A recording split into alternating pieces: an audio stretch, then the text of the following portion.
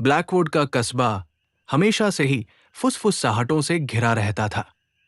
घने जंगलों के बीच बसा ये कस्बा एक भयावह इतिहास को समेटे था, एक ऐसा इतिहास जिसे लोग भुला देना चाहते थे। लेकिन वक्त की मार से बचे पुराने और जर्जर हो चुके भवनों में एक इमारत आज भी खौफ का प्रतीक बनी हुई थी, यह ब्लैकवुड पागलखाना। कभी यह मानसिक रोगियों का अस्पताल था, लेकिन करीब 40 साल पहले इसे रहस्यमयी हालात में बंद कर दिया गया। अफवाहें थी कि यहां अमानवीय प्रयोग किए गए, मरीज गायब हो गए, और फिर एक रात कुछ ऐसा हुआ कि सरकार ने इसे हमेशा के लिए सील कर दिया। फिर भी हर कुछ साल में कुछ जिज्ञासु लोग इसकी खंडहरों में जाने की हिम्मत करते, लेकिन उनमें से कई कभी लौटकर नहीं आए। एक शाम 4 दोस्त ईथन, लीसा, मार्क और जेसमजे के लिए ब्लैकवुड पागलखाने को एक्सप्लोर करने निकले। ईथन, जो एक शौकिया फिल्म मेकर था, इस जगह का वीडियो बनाकर यह साबित करना चाहता था कि यह सिर्फ एक पुराना उजड़ा हुआ अस्पताल है। उसकी गर्लफ्रेंड लीसा, जो भूत प्रेत की कहानियों पर विश्वास नहीं करती थी, अफवाहों को गलत साबित करने आई थी। वहीं मार्क और जेस रोमांच के दीवाने थे, उनके लिए यह बस एक डरावनी रात का मजेदार अनुभव था। वे रात के ठीक 12 बजे वहां पहुंचे। लोहे का जंग लगा फाटक टेढ़ा मेढ़ा था, जिसे मार्क ने जोर लगाकर खोला।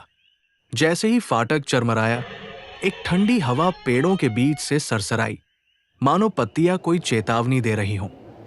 उनकी टॉर्च की रोशनी झिलमिलाई और वे टूटे फूटे फर्श पर चलते हुए पुराने अस्पताल के दरवाजे तक पहुंचे। इमारत विशाल थी, उसकी दीवारें धुंधली और काई से ढकी हुई थी। टूटी खिड़कियों से बेलें भीतर तक घुस आई थी। वहां की हवा में नमी और सड़ांध की गंध थी, और कुछ सड़ागला। ईथन ने अपना कैमरा सेट किया और फुसफुसाया, ठीक है, जल्दी अंदर चलते हैं, रिकॉर्ड करते हैं और निकल जाते हैं। कोई बेवकूफी नहीं करेगा। लीसा ने आंखें घुमाई। ये जगह भूतान नहीं है, बस पुरानी है, जल्दी करो। मार्क ने अस्पताल का दरवाजा धकेला। अंदर घना अंधेरा था और हवा में अजीब सा भारीपन घुला था। वहां की दीवारों से उखड़ा हुआ वॉलपेपर लटक रहा था। जंग लगी गाड़ियों और पुराने मेडिकल चार्ट्स फर्श पर बिखरे पड़े थे। ईथन कैमरे से सब रिकॉर्ड कर रहा था। उसकी रेड लाइट अंधेरे में चमक रही थी। तभी कुछ हिला। एक छाया गलियारे से गुजरी। तुमने देखा? जेस ने हड़बड़ाते हुए कहा। कोई चूहा होगा, लीसा ने लापरवाही से जवाब दिया। लेकिन ईथन के कैमरे ने कुछ और पकड़ा। एक चेहरा, सफेद खोखली आंखों वाला, जो एक दरवाजे के पीछे से झांक रहा था। वे और आगे बढ़े तो उन्हें एक दरवाजा दिखा, जिस पर लिखा था वार्ड बी प्रतिबंधित क्षेत्र। दरवाजा थोड़ा खुला हुआ था। अंदर की दीवारों पर खरोंचों से भयानक संदेश लिखे थे, हमें बचाओ, ये अब भी यहां है, उसकी आंखों में मत देखो। कमरे के बीचों बीच एक पुरानी व्हीलचेयर पड़ी थी। जैसे ही ईथन की टॉर्च उस पर पड़ी, वो हिलने लगी। अरे, ये तो सच में डरावना हो रहा है, मार्क ने घबराकर हंसते हुए कहा। यह सिर्फ हवा की वजह से हुआ है, लीसा ने कहना शुरू ही किया था कि धड़ाम, पीछे कहीं जोरदार आवाज गूंजी। उनकी टॉर्च झिलमिलाई।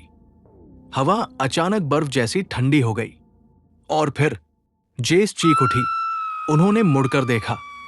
गलियारे में एक भयानक आकृति खड़ी थी। लंबा, हड्डियों से झांकता शरीर, फटी पुरानी अस्पताल की गाउन पहने और सिर टेढ़ा, इतनी बुरी तरह झुका कि असंभव लग रहा था।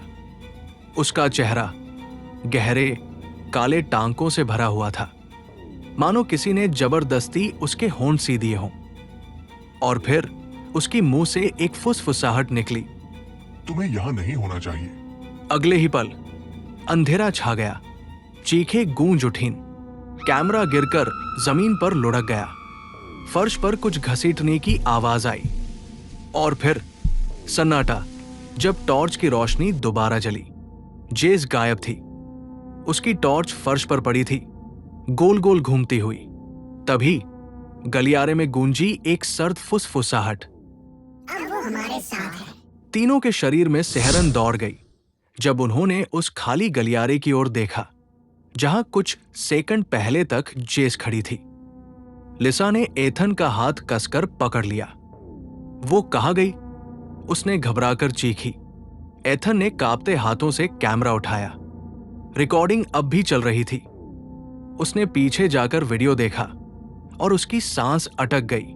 आखिरी फ्रेम में दिख रहा था कुछ पतले हड्डियों जैसे हाथ जिन पर गहरे टांकों के निशान थे, जेस को अंधेरे में घसीट रहे थे। मार्क ने बुदबुदाया, हमें उसे ढूंढना होगा। पर अंदर ही अंदर तीनों के मन में एक ही सवाल घूम रहा था, क्या जेस जिंदा भी है? वे आगे बढ़े, जमीन पर खिंचते हुए जूतों के निशानों का पीछा करते हुए। जैसे ही उन्होंने मोड़ मुड़ा, उन्हें एक दरवाजा दिखाल का खुला हुआ। अंदर से मंद लाल रोशनी टिमटिमा रही थी। लिसा ठिठक गई, हमें मदद बुलानी चाहिए। तभी आवाज आई, जेस की आवाज, धीमी, कांपती हुई, गग्गायज, मेरी मदद करो। मार्क बिना सोचे दौड़ पड़ा। जेस, हम आ रहे हैं। जैसे ही वो दरवाजे तक पहुंचा, वह जोर से बंद हो गया। सन्नाटा छा गया। फिर एक दिल दहला देने वाली चीख। लिसा और एथन ने घबराकर पीछे हटना चाहा। एथन की टॉर्च झपकने लगी। दीवारों पर अजीब कटीफटी परछाइयां उभरने लगी। फिर सब शांत हो गया। दरवाजे के पीछे से कदमों की आहट आई, धीमी, ठहर ठहर कर बढ़ती। एथन फुसफुसाया, ये जेस नहीं है। दरवाजा चरमराते हुए खुला और वहां खड़ा था मार्क। पर कुछ गलत था। उसकी आंखों की पुतलियां इतनी फैल गई थी कि पूरी आंखें काली दिख रही थी। उसके हाथ लटक रहे थे और उसके होठों पर एक अजीब मुस्कान थी। लिसा कांपती आवाज में बोली, मार्क। मार्क ने अपना सिर एक अजीब कोण पर झुका लिया, जिससे उसकी गर्दन से एक भयानक टिक टिक की आवाज आई। यहाँ बहुत सुंदर है, तुम्हें भी रुकना चाहिए। लिसा ने चीख मार दी और मार्क झपट पड़ा। भागो! एथन ने लिसा का हाथ पकड़कर उसे घसीट लिया। वे दौड़ने लगे, मगर गलियारा खत्म ही नहीं हो रहा था। दीवारें खिंचती जा रही थी, जैसे खुद पागल खाना उन्हें फंसाने की कोशिश कर रहा हो। मार्क उनके पीछे दौड़ रहा था। फिर उन्होंने उसे देखा, एक सीढ़ी नीचे जाती हुई। वे झटपट भागे। नीचे तहखाने में माहौल और भी डरावना था। हवा भारी थी, बदबू इतनी तेज कि सांस लेना मुश्किल हो रहा था। दीवारों के साथ ही साथ लोहे की सलाखों वाली अजीब अजीब जेलें थी, और उनके अंदर बदन कुछ बस कंकाल थे, कुछ ताजा। लिसा की निगाह एक कोने में गई और उसका मुंह खुला का खुला रह गया। एक पिंजरे के अंदर अंधेरे में सिमटी हुई अपने घुटनों को पकड़े बैठी थी जेस। उसके बाल बिखरे थे, कपड़े फटे हुए थे, उसके होंठ हिल रहे थे। वो आ रहा है। एथन ने जंग लगे ताले को जोर से खींचा। रुको जेस, हम तुम्हें निकालेंगे। फिर उसके पीछे ठंडी सांसों की आहट, एक धीमी, डरावनी, खेलती हुई आवाज। बहुत देर हो चुकी है। एथन ने झटके से पीछे देखा और उसने उसे देखा। वो चीज इंसान नहीं थी।